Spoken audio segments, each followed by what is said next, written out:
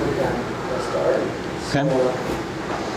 So we will have to have Professor Scott Gaudi visiting and get the CITA center. So Scott actually got his PhD from Ohio State University, and then he was a Hubble Fellow at the IS, and then a Manson Fellow at CFA Harvard, before coming back to Ohio State, joining the faculty. And Scott is now the Thomas Jefferson Professor at Ohio State University, and he has won a few awards, including the Galen Warner Prize from AS and the Outstanding Public Leadership Medal from NASA. So today we'll hear about the exoplanet detections with WFIRST. So welcome.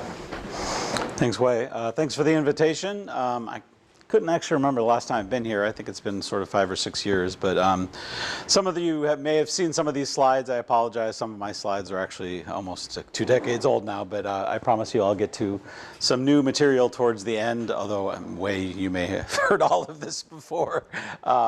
So I'm going to talk about measuring the demographics of exoplanets with WFIRST. So I usually like to start off my talk with this picture.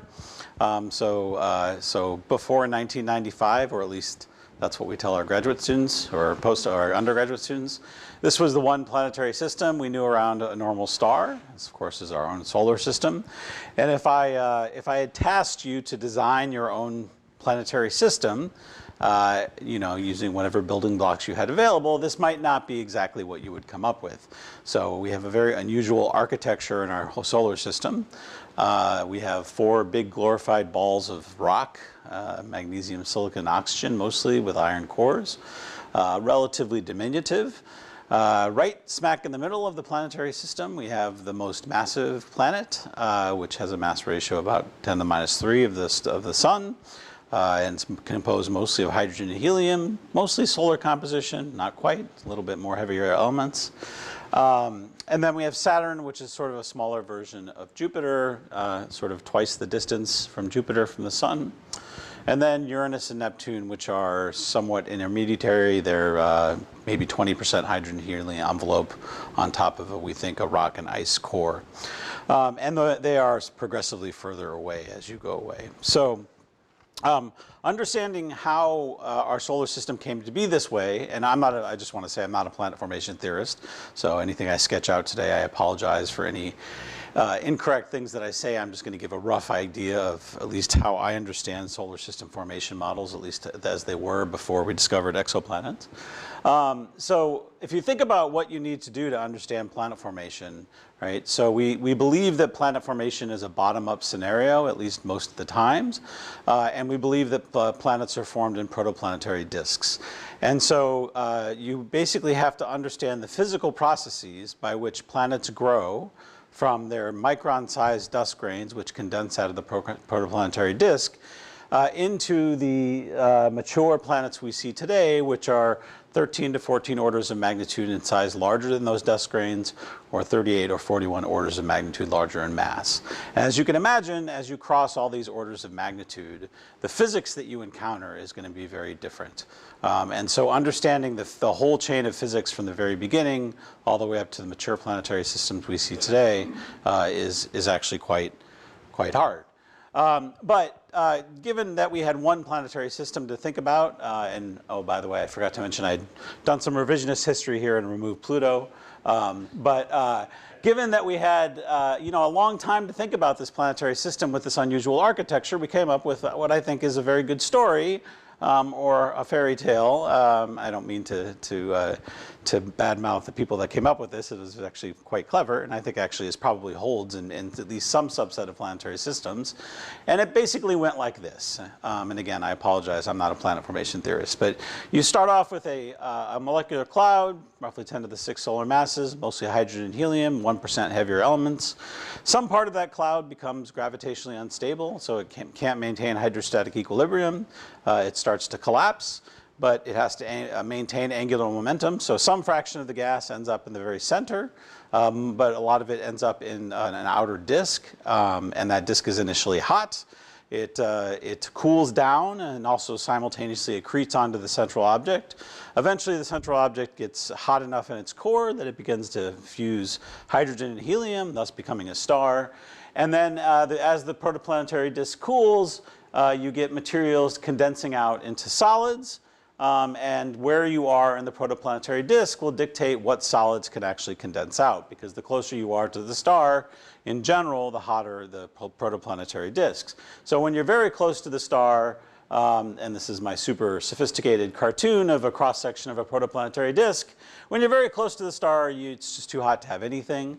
Eventually you can have magnesium, you can have iron, then magnesium and silicates, so you can get things like the Earth. And then right around 2.7 AU in our solar system, at least so we think, there's this magical place called the snow line where it becomes cold enough, roughly about 150 degrees Kelvin, that water ice can condense out, or vapor can condense out into water ice, and therefore have solid material from which you can form planets. So this is what we call the snow line or the ice line, depending on who you talk about, who's talking about it. And because the two most common elements in the universe that actually like to play with other elements are hydrogen and oxygen, helium is not a very good playmate, then the surface density of solid materials jumps by a factor of few at this snow line. At least that's how the story goes. And so the planets you form out here, you form them quicker, and you form larger planets. And in particular, beyond the snow line, the very classic Pollock et al. Calculation is that you rapidly accrete a solid core up to about 10 Earth masses. That, of course, depends on what your assumption is for the surface density of solids in your disk. So this is for a minimum mass solar nebula. And then you've basically eaten all the food within your feeding zone. So this is the isolation mass. And then you can slowly start to accrete gas, but you have to do so on a Kelvin-Helmholtz timescale. So that takes a long time. But eventually you reach a point where the mass of the gas envelope is equal to the mass of the core, at which point the mass of the gas envelope begins to dominate the physics of what's going on, and then you essentially get a Jeans collapse again. And then you get runaway gas accretion up until basically you carve a gap into your protoplanetary disk, is probably what limits your final mass. So in this picture you have a very short formation timescale to form these cores, a long protracted timescale where you have a relatively low mass envelope, and then once you reach this crossover mass where the mass of the envelope is equal to the mass of the core, then you get runaway gas accretion and you get gas giants. So that explains Jupiter reasonably well, although if you look at the axes of this plot, you'll see that it goes to 10 to the minus 10 to the 8 years.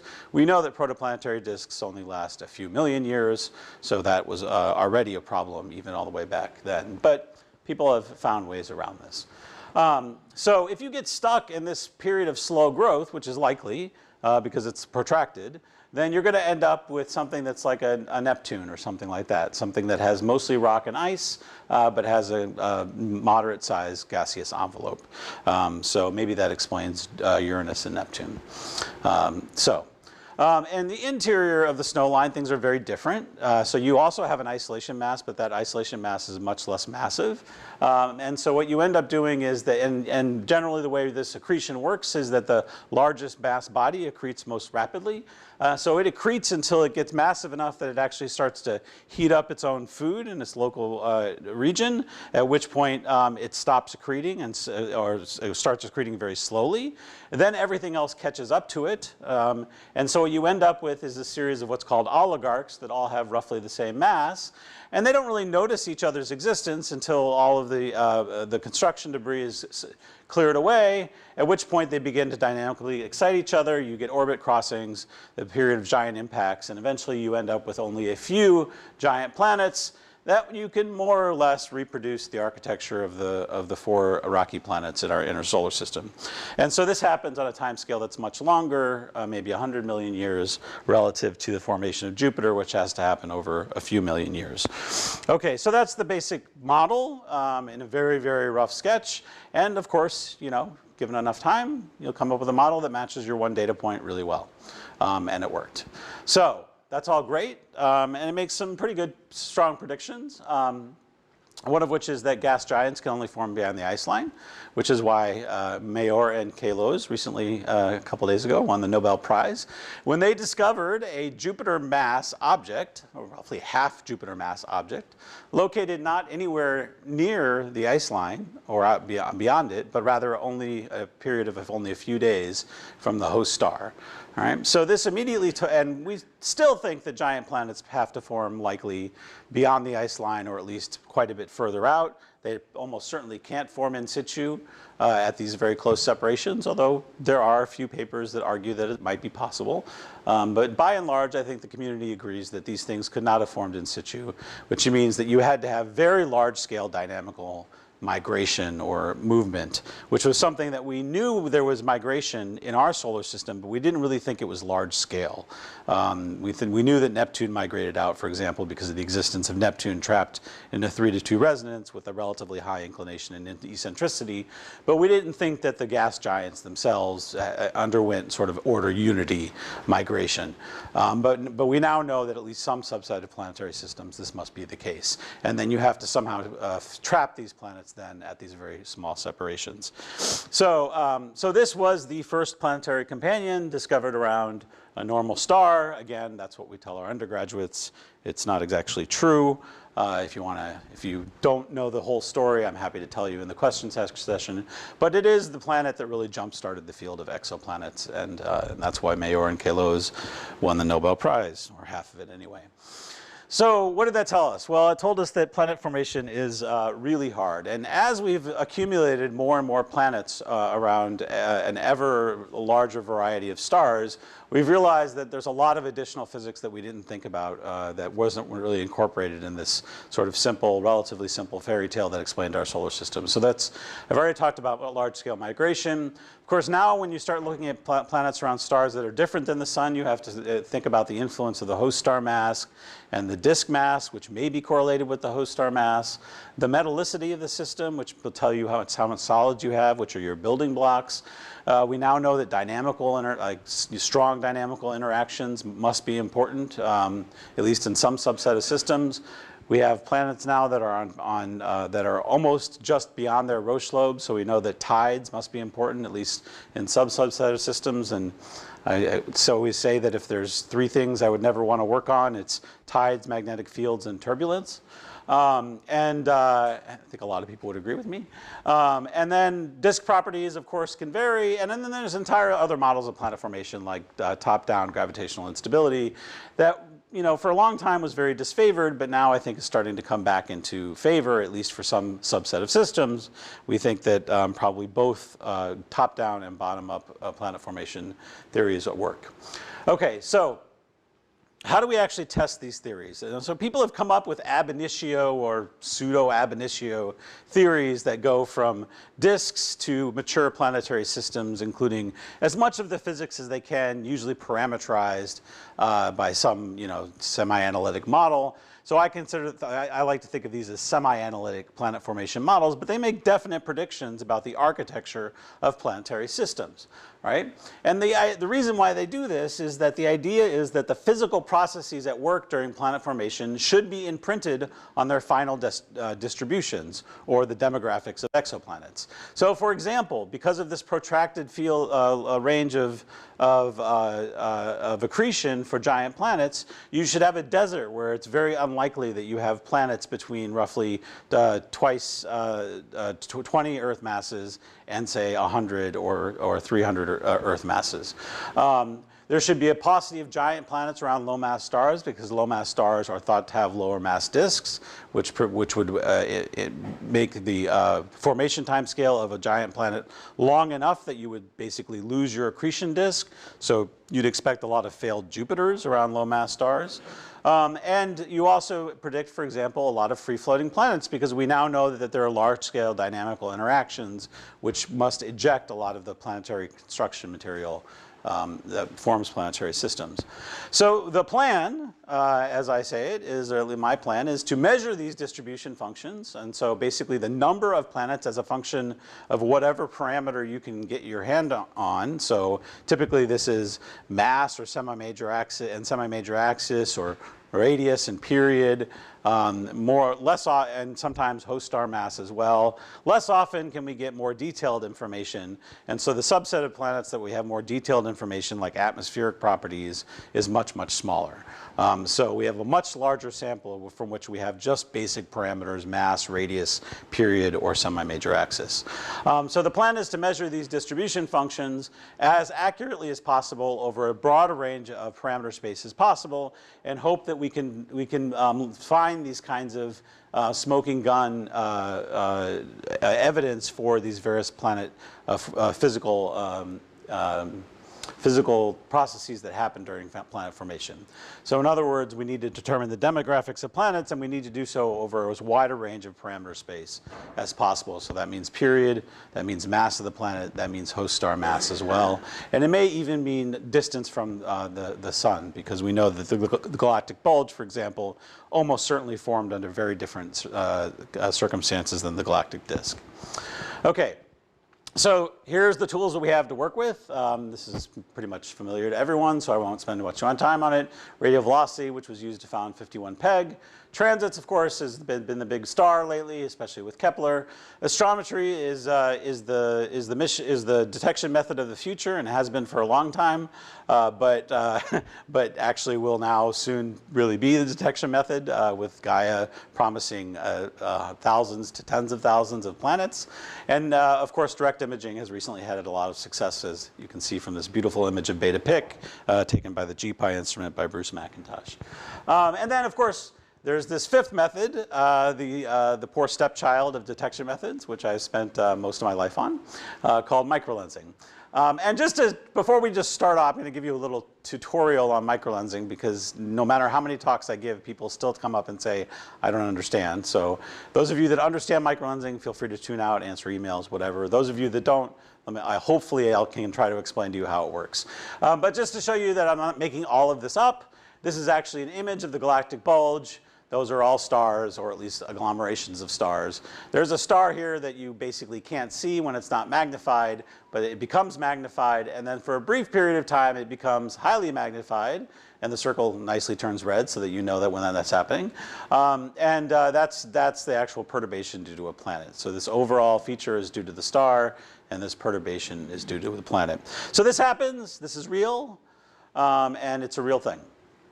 So the basic idea is, if you look at a star, in this case we're talking about a star in the center of our galaxy for long enough, and in this case long enough is about 500,000 years, then another star in the foreground of that background star is going to pass close enough, and close enough being about 1 milliarc second, that it is actually going to deflect the light from that background star that would have not gone into your line of sight into your line of sight. Right? So you'll see that the source star is deflected. Now, this deflection angle is very small, and in general we cannot measure it, although it has been measured once. But what also happens is that the object is magnified, and the amount of deflection depends on the mass of the lens and the relative distances between the lens and the source. Now, in general, what happens if you have a perfectly aligned system? So now we're looking at it from our frame and looking at the plane of the sky. We have the source in red here, the lens, the foreground lens in black. If they're perfectly co-aligned, you get a ring, which is called the Einstein Ring. And it is twice the Schwarzschild radius times this combination of distances, which is also the relative parallax. It can be written as the relative parallax between the lens and the source. And so for typical parameters of a half solar mass star, lens, and typical relative parallaxes, you get an angular Einstein ring radius that is of order a milliarc second. Now, in the more typical case, the source is not exactly aligned with the lens. And so what you end up then getting is two images, one that's outside the Einstein ring and one that's inside the Einstein ring. And again, these two images are separated by roughly twice the Einstein ring radius, and so that's 2 milliarc seconds. We can't resolve those, although again, we have just recently in one case resolved them using the gravity instrument on VLTI. But for the other tens of thousands of microlens events we see, we've never resolved these images. But what you can measure is the magnification. So the surface brightness is conserved. And so the total area of these two images divided by the area of the source gives you how much this background source is magnified. Okay, so of course things are moving in the galactic potential. And so here I've just, it doesn't actually matter, but I've fixed the lens just because it makes it a little easier to visualize. The lens is fixed in the origin. I'm having the source move behind it. Of course, both the source and the lens are moving, but I've just chosen the reference frame of the lens here. You can see the path of these two images as the source approaches this lens. One of them is, like I said, outside the Einstein ring. The other one starts off very demagnified. As the source approaches the lens, it becomes more magnified, and then eventually becomes demagnified. And as you go off to infinity, this major image, which is called the one outside the Einstein ring, basically becomes the source, as if it's not magnified. Okay? And so what you see is that during the period of magnification, of significant magnification, these two images are separated by two Einstein ring radii, as I mentioned, and thus are not resolved. But the magnifications can be quite large. In this case, it's a mere 5. So the source is magnified by a factor of 5. We've seen magnifications of thousands before in microlensing events. It just depends on how closely you get aligned between the source and the lens. So the typical time scale of these microlensing events is the time to cross the angular Einstein ring radius. So that's the angular Einstein ring radius divided by the relative source proper motion. It's about 25 days on average, but it can range from a few days to hundreds of days, depending on the mass and relative velocities of the lens. And so this is the typical range of proper motions, and this is the typical range of Einstein ring radii. So timescales of 2 to 100 days. Now, the problem is, of course, that this is a stochastic event. You can't predict it in advance. So if you just want to get a graduate student to look at one star for 500,000 years, they're just going to take a long time to get their PhD. So instead, what we actually do is look at hundreds of millions of stars at any given time, and then at any given time, 100,000 of them, or in the case of WFIRST, as I mentioned, tens of thousands will be lensed. Now, one of the fundamental problems with microlensing is that or fundamental challenges of microlensing, I should say, is that the only physical, most events, the only physical parameter that you measure is the time scale, which is a degenerate combination of the mass of the lens, the distance to the lens and the source, and the relative source-lens proper motion, none of which you know a priori. So that means you don't know the mass of the host of the star. Okay, we'll get back to that. If you have a planet, and that planet has to be orbiting the foreground star. Now again, this is the lens star we're talking about here, just to be absolutely clear. If you have a planet orbiting this foreground lens star, and that planet happens to have a projected position that is close to where these images pass by the lens star, when they get deflected by the lens star, then then they will perturb the light from that image, that planet, because it has gravity and mass. It's just like the host star does, and you'll get a little perturbation on top of that. Okay, and so. Because and the typical time scale of this is just given by the square root of the mass ratio times the time scale of the primary event. So that can be a day for a Jupiter mass planet. It can be a couple hours for an Earth mass planet. And again, this is stochastic. So if you want to detect these perturbations, you have to monitor the entire event when it's highly magnified. And you can, because the images are larger, because by definition, when you have higher magnification, that means the cross-section for a planet perturbing an image is larger. That means your efficiency is higher when you have higher magnification, okay, because your images are just larger. And it's generally maximized when the semi-major axis, or the projected semi-major axis, is close to the physical Einstein ring radius, which is roughly about 3 AU for a half solar mass star located halfway between us and the galactic bulge, and really is relatively insensitive to the mass of the host star. It goes as a square root, but if you do it in terms of this location of the snow line, it's actually quite weak. So it's typically, you're sensitive to planets that are roughly twice the location of the snow line in the protoplanetary disk, although we can argue about where the snow line really should be. Okay, so The nice thing about microlensing is it's directly sensitive to planet mass. You don't have to detect light from the lens. You don't have to detect light from the planet. All you need is the light from the source, which serves as a flashlight. That's all you care about. And so it works by perturbing images. So you're sensitive to planets that are extremely dark or basically invisible around stars that it can be extremely dim or even invisible. And so you're sensitive to planets throughout the galaxy, basically from here to the source in the galactic center at 8 kiloparsecs. You're sensitive to wide planets because, of course, those planets can perturb this image as it starts to converge to the unlensed image of the source. So you can find planets near the Einstein Ring radius. You can find planets well away from the Einstein Ring radius if you have the right geometry. The only place where you can't find planets with microlensing is very close to the host star. So planets that are orbiting on very short periods. And that's because you're perturbing images that are essentially infinitely demagnified. And so they contribute almost nothing to the flux. Okay? So, and also you're sensitive to free-floating planets because this star does not need to be there for the gravity of this planet to perturb a background star. Okay, the probability of cross-section is much lower, goes as the square root of the mass, but it's still non-zero. Okay. So the nice thing is that this makes this method very complementary to radial velocity or transit surveys or even really astrometry, which are generally limited to periods or separations of a few AU to maybe 3 or 4 AU, but not much further than that. Now, I mentioned free-floating planets. Again, you can just think of a free-floating planet as basically an isolated compact object, just like a star. And so it's going to perturb the background light of stars if it approaches close enough, just like a regular microlensing event will. Although in this case, you can see this little rounded feature. That's because the planet is actually only magnifying a section of the star, and so you don't get the full magnification that you would get in the green curve. You only get part of it.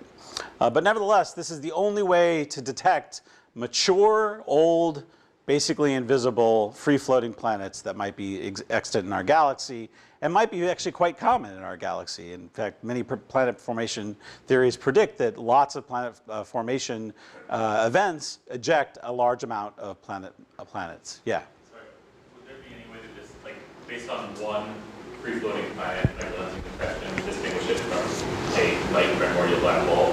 They produce the same microlensing signature? So if it was a primordial black hole of exactly the same mass, then no, there would be no way of distinguishing it because they're both invisible for all intents and purposes.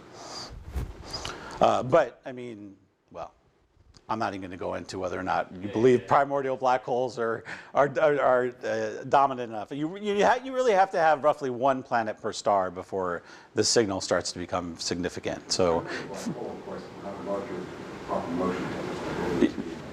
sure, but theoretically, it would be completely degenerate. So, okay. So enough about that. Yeah.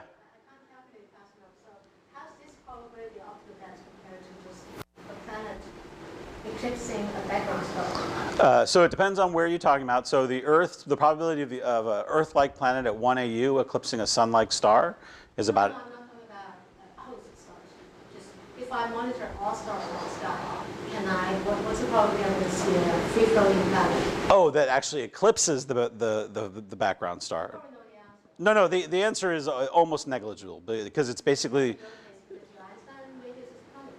The Einstein Ring radius, so the Einstein Ring radius, so, okay, all right, so I have to take a step back here. So transits and microlensing are sort of the same thing, right? They're one thing passing in front of another, right? The difference is the ratio of the Einstein Ring to the physical size of the object.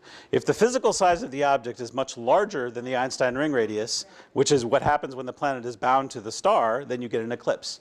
If, in this case, the Einstein Ring radius is much larger than the physical size of the planet, then the ratio is, it depends on your separation, but it's thousands, right? So the probability that you'll get any kind of eclipse is almost negligible. Good question. Yeah, people often don't realize that transits and microlensing are actually the same thing. They're just different regimes of the same thing. Okay, so the very interesting thing about microlensing is that the perturbation amplitude is theoretically independent, at least for a point source, of the planet mass itself. It only depends on how close that planet is getting to the background, to the image that is passing next to the foreground star. Right? The closer to that image, the higher the perturbation. What does change is the time scale gets shorter as the planet mass goes down, right? And the probability that the planet will have a cross-section such that it's coincident with the image is also lower, because the cross-section is basically the Einstein Ring radius, which goes as the square root of the mass. So perturbations, the single magnitude is independent of planet mass ratio, but signals get rarer and briefer. Okay? So in principle, in theory, if you had a point source, a dust grain could give you an infinite magnification. Now, obviously, this is unphysical. So what's the limit? The limit is when the angular Einstein ring radius of the planet becomes of order the angular size of the star. And then it's back to the situation that I mentioned, where you're only magnifying a relatively small fraction of the star. And the smaller the angular Einstein ring radius of the planet gets, the smaller the fraction of the star you measure. And so you get these signals that get washed out. They actually increase in duration, because eventually the duration is the crossing time of the source, not the crossing time of the angular Einstein ring radius, but the amplitude gets suppressed significantly. So that means that, and this starts to set in for main sequence sources roughly for planets the mass of the Earth, but nevertheless you can find planets down to roughly 100 times less than the mass of the Earth if you have sufficiently precise photometry, as I'll show. Okay. So a lot of people ask, what are the host stars you're looking at? Well, honestly, we don't really know in most cases, because it's basically anything that happens to float along your line of sight to a background star. And that's any compact object between us and the galactic bulge, which could include primordial black holes, for example. But we typically think of brown dwarfs, main sequence stars, neutron stars, black holes, and white dwarfs. Those are the typical things that we think of as being compact objects towards the galactic bulge. So in principle, we're looking for planets around all of these populations, from here to the center of the galaxy. Okay, so you know, this is like the most disturbing phrase ever, if you actually know where it comes from, but people use it all the time anyway, so I'm going to go ahead and use it. So let's drink the Kool-Aid. So why is microlensing so great? Because you're sensitive to planets beyond the snow line, in particular very low mass planets, which you just can't detect any other way. So you can really probe this area where we think planet formation is most efficient. Second, you can detect very low mass planets, basically 10% the mass of Mars, or roughly the mass of the Moon.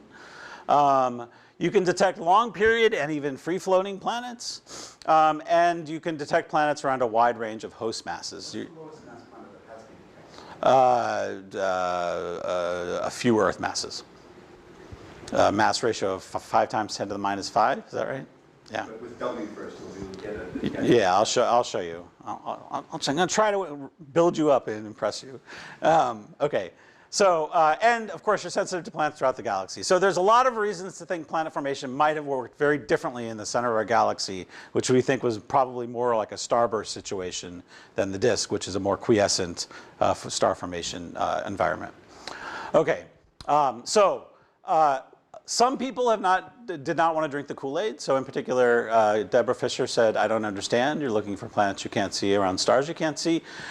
So it's true that we can't see the planets. It actually it's not true that we can't see the stars. In many cases, we've actually measured the flux from the stars, believe it or not, even though they're many kiloparsecs away and only half a solar mass. We have very sensitive telescopes, and we can do this. She has since become a convert and doesn't like me to show this, but I think it's funny, so I showed it anyway. But my favorite quote, and this one, the person who says it stands behind, and that's because it's probably true, is that microlensing is a cult. Fair enough, but it's a really important cult, so stick with me. Okay, so I'll tell you a little bit about results. The first result from microlensing surveys for planets, this is from the Planet collaboration, including the OGLE collaboration and MOA as well. They detected a very, very small deviation on top of this otherwise normal microlensing event. And this turned out to be a roughly 5 Earth mass planet located a few times beyond the snow line of its host star. Okay? So this was an immediate indication, because the probability of detecting such a thing is relatively slow, the immediate indication that low mass super Earths, cold super Earths must be pretty common, okay? And this was actually well before Kepler or even radial velocity found that such planets were quite common at shorter distances. We found that they were quite common at larger distances. We also found that, so in some cases we can actually resolve this degeneracy, and I can go into why in the discussion section if you like. But we can actually measure the mass of the host star. Well, we would say measure. Let's just say infer, to be precise. More precise. So this is a beautiful planetary perturbation. You can see that it is kind of does what you don't expect it to do, which is it takes away flux. That's because it's perturbing the minor image or the image inside. And when it does that, it actually tends to basically destroy that image. And so you lose a little bit of flux. But in this case, we were able to measure the mass of the lens due to a variety of techniques. And we find that the planet and we measure the mass ratio just from the ratio of the duration of this perturbation to the full event. And we find a planet mass that is, for us, amazingly well measured at 10 Earth masses plus or minus 2 Earth masses. So this is surprisingly similar to the sort of isolation mass or this stalling mass that you have in the Pollock et al. Scenario. So if you expected a large population of failed Jupiters around low-mass stars, which are our typical hosts, here you go. Here's one. And there are some indications in the Kepler data that there is actually a fall-off at around 4 Earth radii, or roughly the radius of Neptune, which would correspond to what you'd expect here. Whether or not that's true, I'll let Wei comment on, but it seems to be there seems to be that something's happening at about 4 Earth radii in the Kepler sample. So maybe core accretion is a thing. Maybe it's a real thing. And maybe sometimes you don't succeed in forming Jupiters. Maybe a lot of times you don't succeed in forming Jupiters. You form failed Jupiters. All right, so this is one of my baby pictures I carry around with me all the time. It's one of my favorite pictures. So I was a postdoc at the CFA. And I was a part of a Planet collaboration, or actually the Microfund collaboration, and we were monitoring a microlensing event. And again, you have to do this all real time because you don't know when the perturbations are going to happen. So basically, you're tied to your phone. But this was actually before you could get email on your phone, so you actually had to like sit next to your computer all the time. And anyway, you had someone that was called home base who basically coordinated all the observations. You of course need observers all over the globe because that sun, that pesky sun, it rises. So you have to make sure it's dark somewhere. So you can get continuous coverage so you can find these little perturbations. So the OGLE collaboration alerted this event, saying this is probably a microlensing event, and said, hey, these 2 points are a little high. That's a little interesting. And we were like, yeah, that is interesting, but I'm not sure if that's real. You can see the scatter here is relatively large. But we continued to monitor this event, and it just kept getting brighter and brighter and brighter. And we realized it was going to become a relatively high magnification event. And as I told you, a high magnification event also have very high sensitivity to planets.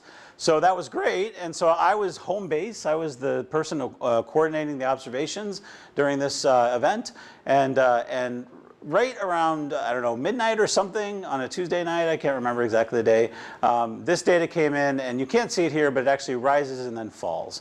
And this is basically completely inconsistent with a point single lens. It requires a binary lens. It requires a very extreme mass ratio binary lens, roughly the mass ratio between Saturn and the Sun. So I got really excited. I announced to send an email to all of our collaborators saying, we discovered a Saturn-mass planet, and I made a prediction based on my model what it should do after that. And I said it should fall and keep falling and keep falling, and then eventually it's going to have another peak, and then it's going to fall and then go back to baseline. And so I went to bed, and about 4 hours later, I was like super excited. I couldn't sleep. I wanted to see the new data to come in to make sure that it verified that my model that the brightness of the star should be here. And instead, the brightness of the star was up here. So I was super depressed. And I thought about a career change, realized that I wasn't very good at this astronomy thing. But meanwhile, the event did what it did, and it actually kept falling after this unexpected peak. And then it did exactly what I said. It peaked again, and then fell off to the baseline. So I scratched my head for about 2.5 years, trying to figure out what the heck was going on. And as usual in science, if you can't actually find a model that fits your data, then you should check your premises. And my premise was that there was one planet around this system. Turns out there's not one planet around this system, there's 2. And the second planet was the one that caused this unexpected deviation, which should have occurred to me a long time before, now a lot less than 2.5 years, because I actually wrote a paper on this as a graduate student, but whatever, that's the way science works. So this system is interesting. We're also able to measure, quote unquote, the host star mass to 10%. The host star mass is about half the mass of the sun. The planet that I originally noticed is about roughly the mass of Saturn, located about half the distance of Saturn from the sun, from its parent star. And the other planet, which I did not expect, is roughly 3/4 the mass of Jupiter, located around about half the distance of Jupiter from the sun from its parent star. So we have a Saturn mass planet located roughly half the distance of Saturn from the sun, a Jupiter mass planet located roughly half the distance of Jupiter from the sun, orbiting a star that's roughly half the mass of the sun. So it's as if you took the Jupiter, Saturn, Sun system and scaled it down by a factor of 2. Or at least that's what we told the New York Times, and they bought it. So we called this a solar system analog. Super exciting, very neat. Okay, and we found a few other multi-planet systems too, and they seem to more or less follow this kind of pattern. But there's not enough of them that we can really say a lot. Okay, so what can we say based on the ensemble of events that have been detected? I think there's like 60 or 70 planets detected by microlensing now, so we should be able to say something. It's not the 4,000 detected by Kepler, but anyway, something. So we had a conversation about this during Norm's discussion group. So one of the things that I worked with a graduate student, Christian Clanton, on is to try to actually do this thing that I talked about in the beginning, is try to measure the demographics of planets over a wider region of parameter space as possible. But to do that, you actually have to piece together results from Kepler, radial velocity, microlensing, direct detections, perhaps some free-floating planets detected by microlensing, which have since gone away. You have to stitch these all together, and the problem is that each one of them has their own selection biases. They each measure different parameters of the system, and they often aren't able to measure hidden parameters or nuisance parameters, so you have to marginalize over those with proper distributions, and you have to make sure that you're correcting for all of these things in the right way so that you can actually combine these results. So the first thing, there's a busy plot, I'm not going to go through all of it, but the first thing we noticed was that microlensing results were telling us that planets of mass roughly 3 times 10 to the minus 4, roughly the Saturn-Sun mass ratio, were actually quite common. Quite common, that's this point right here. But we found a relatively steep mass function such that higher mass planets were much less common. But, and this is at separations that are just beyond the snow line. Whereas radial velocity search, and again, most of our host stars are roughly M dwarfs, so a half solar mass or so. Whereas radial velocity surveys for planets around M dwarfs at much closer separations actually found a much lower frequency of planets. And this was hailed as a triumph of the core accretion scenario because everyone knew that you couldn't form giant planets around low mass stars because they didn't have enough material. But we were finding actually giant planets, albeit giant planets with mass roughly a third that of the masses they were sensitive to, were actually very common. So what gives? Are giant planets common around low mass stars or not? So we set about to figure this out. This was a more than order of magnitude discrepancy. And so what my graduate student Christian Clanton did was he took the ensemble distribution of planets inferred by microlensing and then mapped them to what you would actually observe in radial velocity, which is the semi-amplitude and the period marginalizing over everything that we needed to with hopefully the proper priors. And then figuring out where they would live in this radial velocity sensitivity plot. And then he actually went through and painstakingly figured out the sensitivity of each one of the stars in 2 different surveys, the California Carnegie Planet Survey and the HARP survey. And basically, this is that sensitivity line. So these are planets that would be detectable, that have periods less than the duration of the experiment. These are things that would just show trends. You can see that the bulk of the planets discovered by microlensing actually, at least half of them occur in the detectable planet regime from radial velocity. The other half you'd see as trends, which were also searched for the radial velocity. Typically, the mass is much lower, but at least we could be sensitive to the high mass tail of the planets found by microlensing. The sensitivity for M stars? This is this, yeah, right. So it's as good as for G stars? What was that? Is it comparable to G So G stars. So the sensitivity is a little bit better for G stars because we've been looking at them longer and they are slightly quieter for radial velocity. For microlensing, that's basically independent, but most of our stars are M dwarfs just because most stars are M dwarfs. But when you say detectable and not detectable, I mean, we actually took they actually injected signals, recovered them, gave us those sensitivity curves for M dwarfs. Yeah, right. So we're trying to compare apples to apples as much as possible here. Okay, and so Christian predicted that with relatively large uncertainties, because there weren't very many planets known by microlensing, that the radial velocity survey should find 5, sort of plus or minus 3 planets. Obviously, this is not a Gaussian distribution, it's Poissonian. And the number they actually found was 4. So we're like, hey, victory. I mean, large errors, but nevertheless victory. So these two results were consistent. And the reason why they're consistent is basically that it's not that giant planets are rare around low-mass stars. It's that, that the very massive planets, super-Jupiters, are relatively rare, and that the frequency of planets is higher at larger separations. And so what Christian did was he combined the results from radial velocity surveys and microlensing surveys, again, trying to correct for selection biases as much as possible.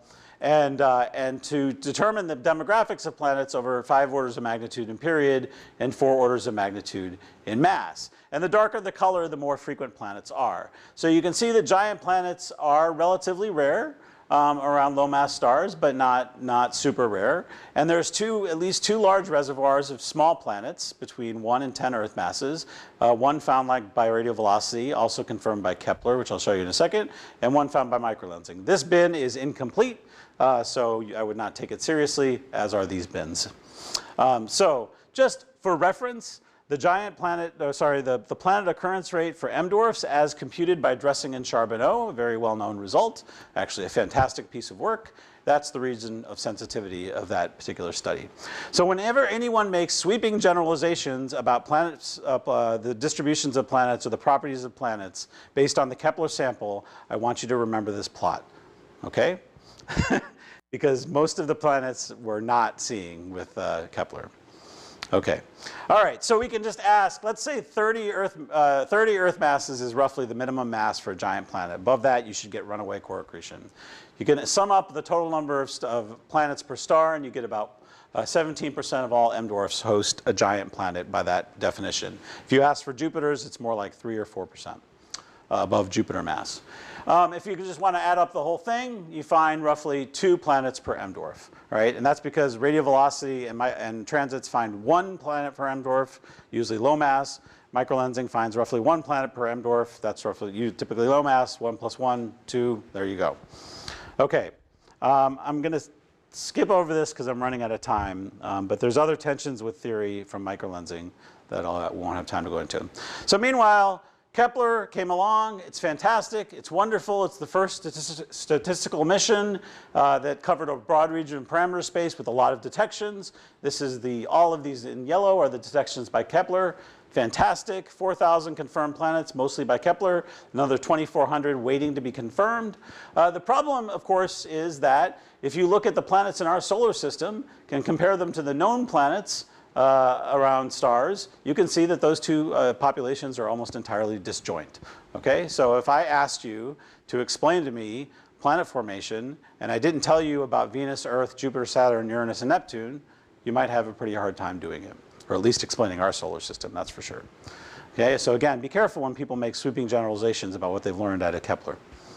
Okay, so we'd like to fix this problem, and that's where WFIRST comes in. So just to embarrass Kepler, actually, I love Kepler, but anyway, I like to show this plot because this is a plan view of our solar system. This is the orbit of Mars, and this is the region of sensitivity of Kepler, right? So there you go. It doesn't even extend to Mars, really. All right, all this out here, this white stuff, no, Kepler wouldn't have any chance of detecting. Okay, so why would we want to fill out all that white space? Well, here's some really good arguments. Giant planets likely form beyond the snow line. We'd like to know how our solar system fits in context. Water for habitable planets probably was delivered from beyond the snow line. We want to understand the frequency of planets in different environments, the disk, the bulge, blah, blah, blah, blah, blah. Most of the raw material that could go to planets is right. So those are all great arguments, right? But really, that's not why. The reason why is this. Because if you expect the expected, you're going to miss things. If you expect the unexpected, then you're going to find things. Okay? And so, what we really want to do, what we really realized is from 51 PEG is that Mother Nature is way more imaginative than we are. We found so many weird planets by now that we should just go and look in regions of perimeter space that we just haven't looked at, because we're going to find weird things. It's almost guaranteed. Okay, so what we want to do is we want to get down to the Earth mass and below. Again, this is just what the requirements for doing this. I won't go through them in detail because I'm sort of running out of time. But basically, in order to do this, you want to go to the infrared. That allows you to go to more extinctive fields and smaller sources. You want high resolution that allows you to detect low magnification events around main sequence sources. It allows you to isolate light from the lens star, so you can measure the mass of the lens star and the mass of the planet. Of course, if you're in space, you can get complete coverage, and generally you can expect smaller systematics. So this is the difference between a field that you see from the ground and a field that you would see from space. This is 10 arc seconds on a side, here and here, just to show you how crowded the bulge is. And all these things that you think are stars are actually agglomerations of stars, unrelated to each other. Why smaller sources? Because you can magnify them much higher, right? The giant sources, you're only magnifying a small part of it. Yeah, right. Okay, so this brings us to WFIRST. All right, so what is WFIRST? Probably everyone knows. It was the #1 recommendation for a large space mission from the 2010 Decadal Survey. It was a notional mission based on 3 different inputs. One was a dark energy survey, one was a microlensing survey, and one was a near-infrared sky survey. What the Decadal Survey noticed was that all 3 of these basically required the same hardware. And so, hey, why don't we just do them all with the same mission? So it had 3 equal science areas: a dark energy survey, which included supernova, weak lensing, and BAO, an exoplanet microlensing survey, and then a geo program, including a galactic plane survey. Okay, so it's gone through a number of designs. I won't go through the whole horrid history of it, but it was basically left for dead until suddenly it was discovered that NASA had been donated 2 telescopes, 2 2.4-meter telescopes, by a government which shall not be named, despite the fact that it's on web pages that you can go access. We've been told that we're not allowed to say where these came from. I will tell you that we were told one thing: you can do anything with these telescopes that you want except point them at the Earth. So take from that what you want.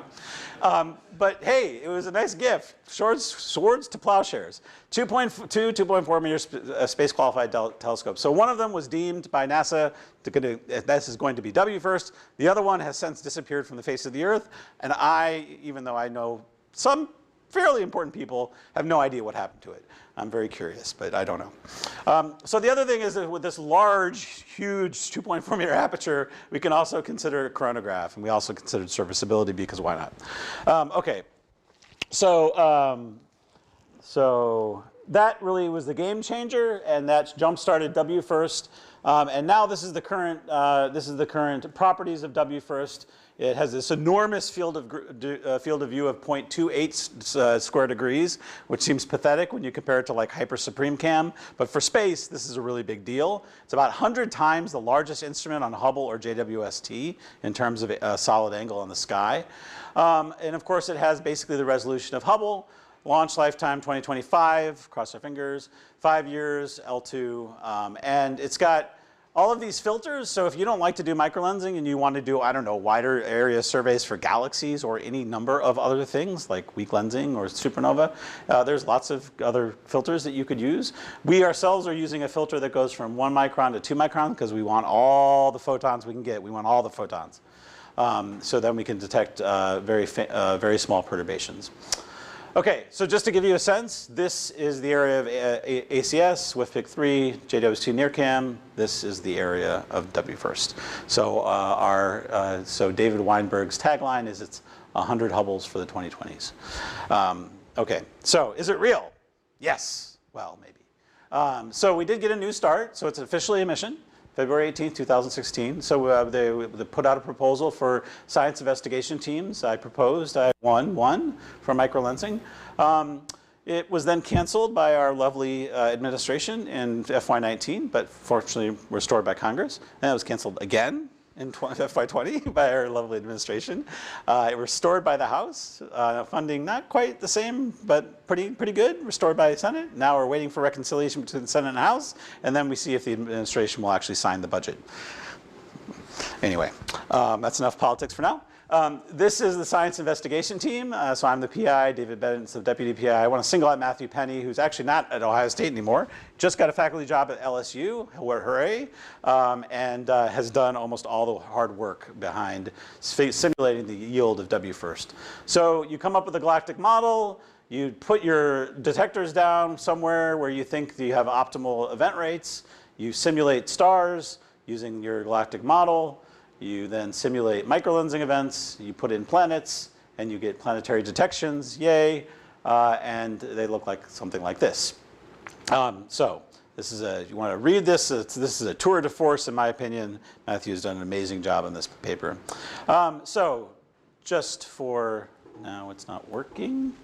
All right, good, I can, oops, shut up, okay. So here's that perturbation again. In case you didn't read the fine print, this is twice the mass of the moon at 5.2 AU, not bound to a planet all by itself. This is a 27 sigma detection, not even close to marginal. This is a free-floating Mars-mass planet. I showed this before, 23 sigma, also not even close to marginal. Okay, so WFIRST will vastly expand the range of parameter space. So again, here in this very unfair plot, shows the sensitivity of Kepler, and then this is the sensitivity of WFIRST. Now, this is good for, you know, rah-rah, WFIRST, but it's really not quite fair because planet formation is probably logarithmic, not linear. So if we put it on a logarithmic scale, it looks like this. I still think this is pretty impressive. This is what's now become known as the penny plot. So this is the sensitivity of Kepler's 4-year, not quite 4-year mission. These are all the planets detected by Kepler during that time. You see they didn't quite get to Earth, which was their goal. That's unfortunate. But they did get out to 1 AU, roughly 1 Earth mass, almost out to 1 AU. But then they just don't have the sensitivity because they require multiple transits, 3 in fact. This is the sensitivity of WFIRST if you have 3 planets per star at each one of these mass and semi-major axes. This is a simulated population of planetary events that you might detect. Ignore them. If we knew that's what it looked like, then we wouldn't have to do the survey. But it gives you a sense that we get a similarly large number of planets as Kepler, so we can do great statistics. The other thing you might want to notice is that we are sensitive to Venus, Earth, Mars, Jupiter, Saturn, Uranus, Neptune, all the planets in our solar system except for Mercury, and who cares about Mercury anyway. You might also notice that there's these 3 other blobs here. So that's the moon, that's Ganymede, that's Titan. So if we had a planet that's the mass of Ganymede or twice the mass of the moon, we could detect it if they're frequent enough, and even if they're bound to Earth-massed planets, we could detect them as bound satellites to those planets. So there you go, about 1,400 planet detections estimated. I mean, we don't really know. Some sensitivity to outer habitable zone planets, so we might be able to do a better job of estimating A to Earth. If you come to my talk tomorrow, I'll tell you why that's important. Analogs of the solar system planets except for Mercury. Hundreds of free-floating planets. You can see that here, all the way down to the mass of Mars. We can characterize the majority of the systems, so we can get masses and distances to most of these systems. So that's great. We can compare them with those discovered by radial velocity and transits. We'll get the galactic distribution of planets, not just in the disk, but also in the bulge. Sensitive to lunar mass satellites, and just for free, we get about 100,000 transiting planets as well. So, yeah. Is this hopeless for you to stare at a young stellar cluster and hope to see planetary systems in formation? This has already been done to a large extent by K2. So K2 was looking along the ecliptic, and so it looked at several young clusters and estimated the planet occurrence rate using transits, and found that it does indeed depend on the age of the cluster. Younger systems tend to have fewer transiting planets than older systems. Still small numbers statistics. Smaller building block. We are, but we don't have. There's not enough source stars. Remember, the probability is one in a million that at any star at any given time is going to be microlens, and there just aren't that many stars in young open clusters. So microlensing is pretty hopeless. Transits, it'll work. Is there any evidence for the hydrodamping or the Of these close-in planets? Yeah, yes. In fact, we think that's how they got there. So they basically get dynamically thrown in by various mechanisms. I mean, Yingqing Wu has worked on this way more than I have.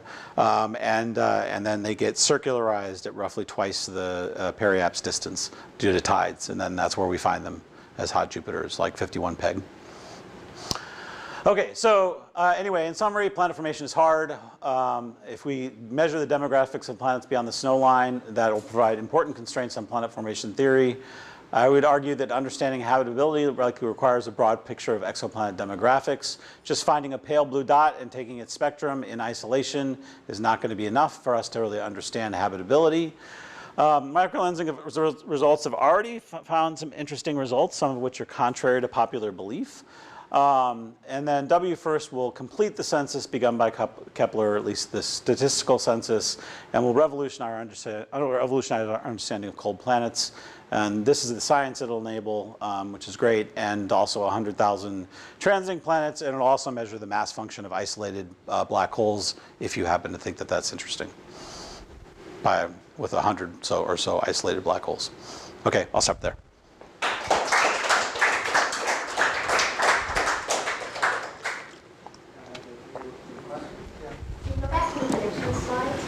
Which one?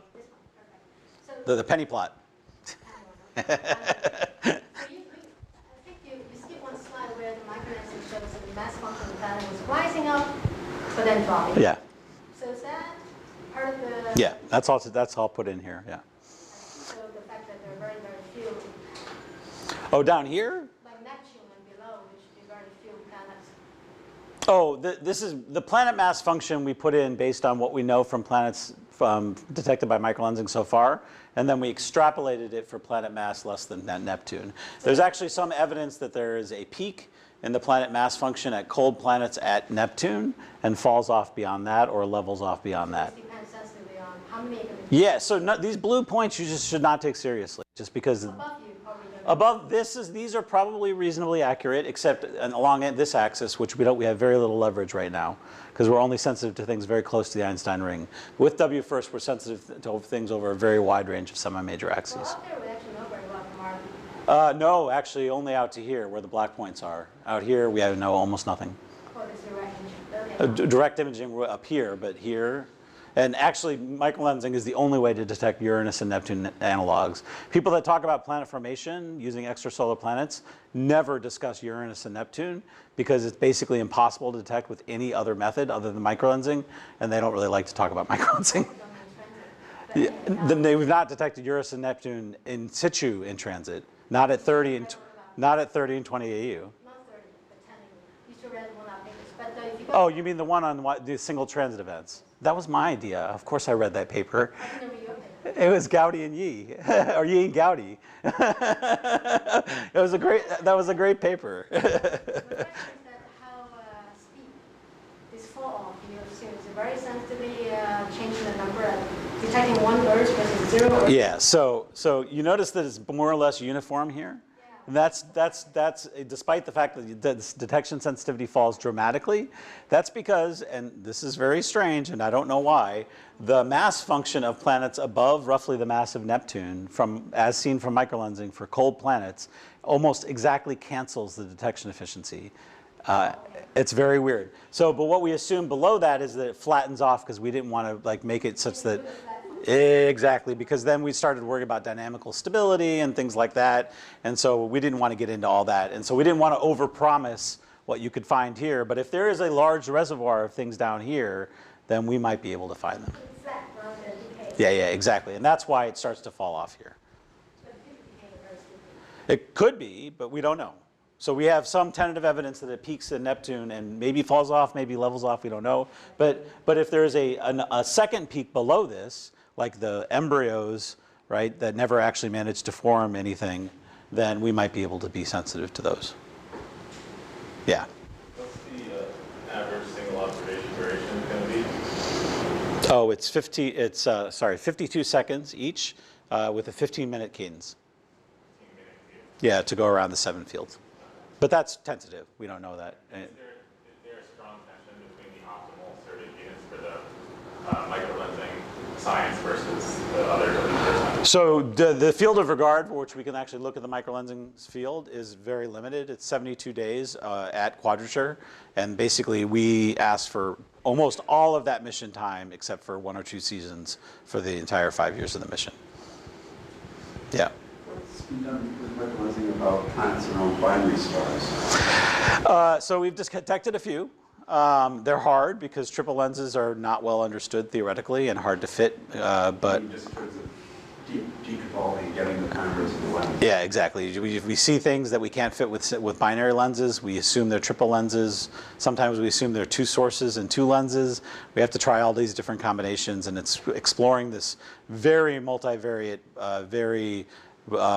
very pathological likelihood space is very difficult. But we have found a few systems that look like they are planets in either one planet orbiting one member of a wide binary, and even one case that, and in one case we have a circumbinary planet that we've detected. So yes, we are sensitive to those. Has microlensing useful much for characterizing just binary stars, or? So it could be, but it hasn't yet. And I think the main reason it hasn't is because at the moment we're not really that able to measure the mass of the host stars. So we can just measure mass ratios. But in WFIRST we'll be able to measure the masses of the binaries. And so then I think it will be transformative, especially for brown dwarf binaries. So one thing that microlensing has found, I didn't get a chance to talk about, is a population of what we think are very tight, like less than 1 AU brown dwarf binaries, and these are generally not seen in direct imaging surveys in the field.